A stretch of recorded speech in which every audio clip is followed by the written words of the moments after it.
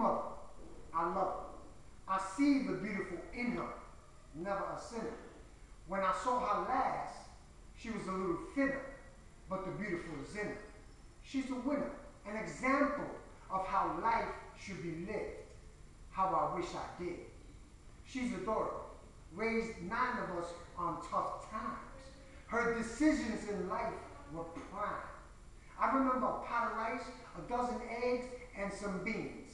That was the scene. But it kept getting better. I see the beautiful in her, never a sinner.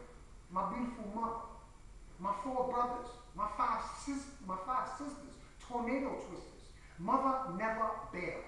Makes you want to exhale. My beautiful mother, I love her.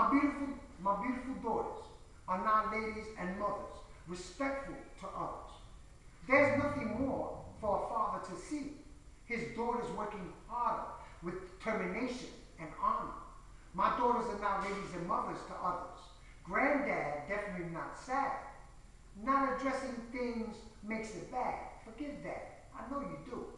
I love you.